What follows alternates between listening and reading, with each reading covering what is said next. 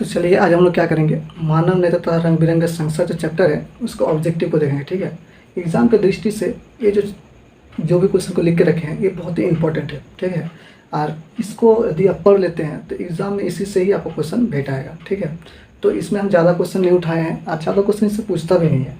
अधिकतर जो सब क्वेश्चन को पूछा गया है और जिस टाइप का पूछा जाता है उस टाइप का ही क्वेश्चन को हम उठा लिए हैं। ठीक है, तो चलिए हम लोग देखते हैं शुरुआती से कि पहला क्वेश्चन क्या कहता है। देखिए, क्वेश्चन पहला कहता है कि मानव नेत्र में किस प्रकार का लेंस होता है, मतलब मनुष्य के जो आँख होते हैं ना उसमें किस प्रकार का लेंस होता है। तो आप तो जानते ही है कि मनुष्य के जो आँख होते हैं उनमें या फिर नेत्र होते हैं उसमें किस प्रकार का लेंस होता है, उत्तल लेंस। ऑब्जेक्टिव में कभी कभी कन्फ्यूजन करने के लिए क्रिस्टल लेंस भी दे देता है, तो घबराइएगा मत, आपको उत्तल लेंस देखने मिलेगा ही मिलेगा। तो अभी कोई कह दे आपको एग्जाम में या फिर क्वेश्चन आ जाए कि मानव नेत्र में किस प्रकार का लेंस होता है, तो आपका आंसर क्या हो जाएगा, उत्तल लेंस। ठीक है, इसका दूसरा क्वेश्चन क्या कहता है कि आँख के रंगीन भाग को क्या कहते हैं, यानी हमारे नेत्र जो है ना इसमें कलर वाला भाग है जिसके कारण से हम लोग कहते हैं किसी का आँख नागिन जैसा है या किसी का आँख बहुत काला है, कहते हैं कि नहीं कहते हैं। तो अब जिस चीज़ को देख के कहते हैं ना, जिस भाग को देख के कहते हैं उस भाग का नाम क्या है, उस भाग का नाम है आइरिस। जो कलर वाला भाग है ना उसको क्या कहते हैं, आइरिस। हिंदी में इसको पारितरिका कहते हैं। क्या कहते हैं, पारितरिका। यदि ऑप्शन में पारितरिका रहे तो उसको लगाना है, या फिर इंग्लिश में अगर रहेगा तो आइरिस रहेगा। ठीक है, कोई दिक्कत। ठीक है, इसके बाद देखिए, मानव नेत्र के किस भाग पर वस्तु का प्रतिबिंब बनता है। इसके बाद वाला क्वेश्चन, मानव नेत्र के किस भाग पर वस्तु का प्रतिबिंब बनता है, यानी जब जैसे आप अभी हमको देख रहे होते हैं, देख रहे हैं ना, तो आप जो हमें देख रहे हैं तो आपके आँख के किस हिस्से में जाके मेरा फोटो बन रहा है, किस हिस्से में जाके, तो आँख के किस भाग में जाके बनता है उस बात का उसको बोल रहा है, नहीं उसको पूछ रहा है। मानव नेत्र के किस भाग पर किसी वस्तु का प्रतिबिंब बनता है, चाहे आप किसी को भी देखिए, अभी हम आपको देख रहे हैं या आप मुझे देख रहे हैं, इस तरह हो रहा कि नहीं हो रहा है। तो बोलता है कि मानव नेत्र के किस भाग पर वस्तु का प्रतिबिंब बनता है। तो एक्चुअली हमारे आँख के रेटिना पर कोई भी वस्तु का प्रतिबिंब बनता है। कहाँ पर, रेटिना पर, जिसको हिंदी में कहते हैं दृष्टिपटल। कभी कभार इंग्लिश में देता है, कभी कभार हिंदी में देता है, लेकिन अधिक से अधिक जो पूछा गया है आपका इंग्लिश में ही पूछा गया है, क्या, रेटिना। क्या, रेटिना। तो आपसे पता है, आपसे अगर पूछ ले कि मानव नेत्र के किस भाग पर किसी वस्तु का प्रतिबिंब बनता है तो क्या बताइएगा, रेटिना। या फिर ऑब्जेक्टिव में जब पूछेगा तो रेटिना पर लगा देना है आंसर। ठीक है, और यदि दृष्टिपटल देता है हिंदी में तो दृष्टिपटल में लगा देना है। ठीक है, इसके बाद क्वेश्चन देखिए, सामान्य नेत्र के लिए निकट बिंदु क्या है। देखिए, निकट बिंदु का मतलब कि वह दूरी, नेत्र का वह दूरी जिससे हम स्पष्ट भी देख सकते हैं और आँख में तनाव भी ना उत्पन्न हो। ठीक है, लेकिन निकट का होना चाहिए। दूर में तो हम चंद्रमा को भी देख लेते हैं, तारा को भी देख लेते हैं, लेकिन निकट वाला बिंदु बोला है। वैसे तो हम लोग ऐसे करेंगे ना तो वही देख लेंगे, लेकिन देखने से तो थोड़ा झपसा भी नजर आएगा और आँख में दर्द भी हो जाता है, होता कि नहीं। तो निकट का वह बिंदु जिसमें हमें देखने में कोई दिक्कत भी ना हो और आँख में दर्द भी ना उत्पन्न हो, तो वह नज़दीक का दूरी क्या है, तो आपका है 25 सेंटीमीटर। कितना होना चाहिए, 25 सेंटीमीटर। ठीक है, आँख का निकटतम बिंदु अगर बोलेगा तो 25 सेंटीमीटर। ठीक है, कोई दिक्कत। चलिए, इसका क्वेश्चन है, नेत्र द्वारा किसी वस्तु का प्रतिबिंब कैसा बनता है।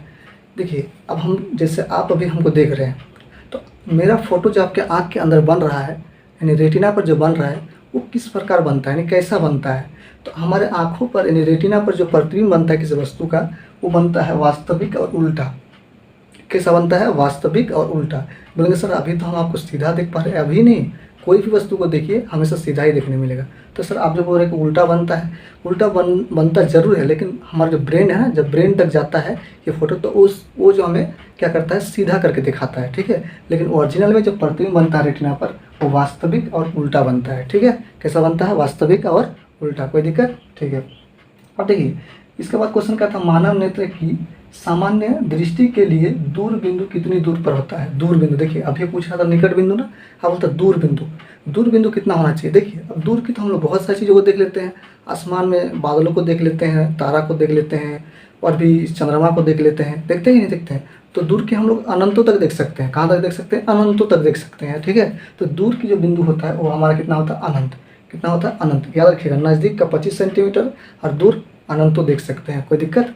ठीक है, इसके बाद देखिए, नेत्र में प्रवेश करने वाली प्रकाश की मात्रा को कौन नियंत्रित करता है।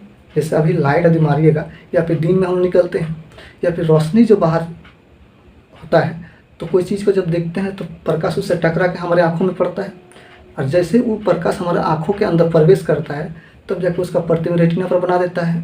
तो प्रकाश कब ज़्यादा और कम जाना चाहिए, इस चीज़ को कौन नियंत्रित कर रहा होता है। ठीक है, जैसे हम लोग धूप में जाते हैं तो इसे आँख को कर देते हैं, अंधकार घर में घुस रहे, जैसे प्रकाश देख लेते हैं कि चीज़ों को हमको दिखाई बढ़िया से दे, है ना। तो प्रकाश कम और ज़्यादा घुसेगा, इस चीज़ को नियंत्रित कौन कर रहा होता है? तो इसको जो नियंत्रित कर रहा होता है ना, उसको करता है पुतली। कौन करता है? पुतली। पुतली जानते हैं ना, जब काला वाला हिस्सा है उसके अंदर देखिए और एक छोटा सा ऐसे गोल वाला भाग देखने मिलेगा। जब किसी के आँख में देखिएगा ना बढ़िया से, तो काला वाला हिस्सा के अंदर बीच में और एक छोटा सा छेद देखने मिलेगा, उसी को बोलते हैं पुतली। वही हमारे प्रकाश की मात्रा को नियंत्रित कर रहा होता है कि ज़्यादा घुसेगा कि कम घुसेगा, ठीक है, इस चीज़ को नियंत्रित करता है। इसके बाद देखिए क्वेश्चन क्या है, निकट दृष्टि दोष को किस लेंस द्वारा दूर किया जाता है? निकट दृष्टि दोष, इसमें क्या होता है कि दूर की चीज़ें बढ़िया से दिखाई नहीं देता है, नज़दीक की चीज़ें बढ़िया से दिखाई दे देता है निकट दृष्टि दोष में, यही ना होता है। तो इसका मतलब कि निकट दृष्टि दोष को दूर करने के लिए किस लेंस का उपयोग करेंगे आप, ठीक है। तो निकट दृष्टि दोष को दूर करने के लिए कौन सा लेंस इस्तेमाल करना है? तो इसका मतलब क्या कि जो हमारा रेटिना पर प्रतिबिंब बनता था वो अभी आगे आ गया है। कहाँ पर आगे? आगे की ओर आ गया। अब उसको क्या करना है? खींच के पीछे की ओर लेके जाना है ना, रेटिना पर लेके जाना है, दूर लेके जाना है। तो हमको कौन सा लेंस लेना पड़ेगा? अवतल लेंस, क्योंकि अवतल लेंस प्रकाश को क्या छिद्र देता है ना, प्रकाश को छिद्र देता है, दूर लेके जाता है। तो पर आखिर हमको उसको दूर ही ना लेके जाना है, तो कौन सा लेंस इस्तेमाल करेंगे? अवतल लेंस। तो यदि आपसे पूछ ले निकट दृष्टि दोष को किस लेंस द्वारा दूर किया जाता है, तो बोलेंगे अवतल लेंस, ठीक है। इसके बाद क्वेश्चन क्या है कि दूर दृष्टि दोष को किस लेंस द्वारा दूर किया जाता है? अब दूर दृष्टि, वहाँ तो निकट दृष्टि था, यहाँ पर दूर दृष्टि है। दूर दृष्टि का मतलब होता है कि आपको दूर का चीज़ें बढ़िया से दिखाई देगा, नज़दीक की चीज़ें नहीं दिखाई देगा।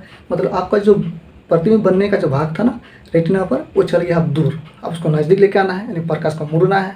तो प्रकाश को मोड़ना मतलब उत्तल लेंस। उत्तल लेंस क्या करेगा? प्रकाश को मोड़ता है। तो इसमें कौन सा लेंस का इस्तेमाल करेंगे? उत्तल लेंस का।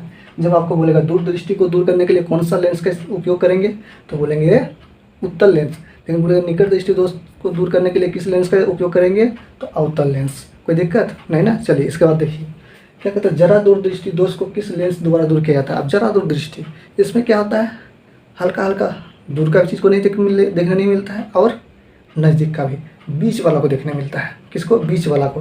इसका मतलब आपको दूर दृष्टि भी दोष है और निकट दृष्टि भी दोष है। इसका दोनों लेंस को लगाना पड़ेगा आपको। तो दोनों लेंस जिसमें होता है ना, उसको बोलते हैं द्विफोक्सी लेंस। क्या बोलते हैं इसमें? द्विफोक्सी लेंस, यानी उसमें दोनों लेंस होता है, अवतल लेंस उत्तल लेंस दोनों लेंस होता है।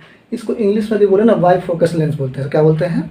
बाई फोकस लेंस, ठीक है। अब देखिए उसका क्वेश्चन है कि पुतली की साइज को कौन नियंत्रित करता है? जैसे अभी बोले ना रंगीन भाग के अंदर और छेद मिलेगा जिसको पुतली बोलते हैं, तो इस पुतली के साइज को कौन नियंत्रित करता है? तो पुतली को भी पकड़ के रखता है रंगीन वाला भाग, जिसको बोलते हैं पारितारिका। यानी पुतली के साइज को कौन नियंत्रित करता है? पारितारिका, जिसको इंग्लिश में बोलते हैं आइरिस। क्या बोलते हैं? आइरिस, ठीक है। इसके बाद क्वेश्चन है कि तारे का टिमटिमाना प्रकाश के किस घटना को दर्शाता है? तारे का टिमटिमाना, तारा को टिमटिमाता देखते हैं ना, एक्चुअली तारा टिमटिमाता नहीं है, वो एक्चुअली प्रकाश को मतलब बराबर मात्रा में क्या करता है, मतलब बिखेरता है। लेकिन हम लोगों को ऐसा लगता है कि तारा कभी रोशनी को कम बिखेरता है, कभी ज़्यादा बिखेरता है, जिस कारण से हमें टिमटिमाहट का एहसास होता है कि तारा अभी टिमटिमा रहा है, लेकिन ऐसा नहीं। इसका सही जो आंसर होगा वो क्या होगा? प्रकाश के वायुमंडलीय अपवर्तन के कारण। कभी प्रकाश जब वायुमंडल में प्रवेश करता है तो कभी इधर मुड़ता है, कभी इधर मुड़ता है, कभी इधर मुड़ता है, जिस कारण से हमें लगता है कि प्रकाश जो है कभी ज़्यादा दे रहा है, कभी कम दे रहा है, कभी ज़्यादा दे रहा है, कभी कम दे रहा है, जिस कारण से हम लोग बोलते हैं कि तारा टिमटिमा रहा है, लेकिन ऐसा नहीं। उसको हम लोग क्या बोलेंगे आंसर कि प्रकाश के वायुमंडलीय अपवर्तन के कारण। क्या हो जाएगा? प्रकाश के वायुमंडलीय अपवर्तन के कारण, ठीक है। इसका क्वेश्चन है कि आकाश का रंग नीला क्यों दिखाई देता है? आकाश में नीला क्यों दिखाई देता है? तो आकाश जो नीला दिखाई देता है ना, इसका कारण है कि प्रकाश के पराकिरणन के कारण, प्रकाश के पराकिरणन के कारण। क्योंकि नीला रंग जो होता है ना, वो ज़्यादा सीधा नहीं चल पाता है, वो उसको मोड़ देता है। वो कोई भी छोटे छोटे कण के साथ अगर टकराएगा ना तो मुड़ जाएगा, इसीलिए बोलते हैं प्रकाश के पराकिरणन के कारण हमें आकाश के साथ दिखाई देता है नीला, ठीक है। इसके बाद देखिए क्वेश्चन, खतरे के निशान के रूप में किस रंग का प्रयोग किया जाता है? खतरे के निशान के लिए आप तो देखी होंगे, खतरे के निशान के लिए एक्चुअली लाल रंग जो होता है उसका प्रयोग किया जाता है, क्योंकि उसका तरंग क्या होता है? ज़्यादा होता है। वो बादलों में भी क्या होता है? आगे चीर के हुए चले जाते हैं।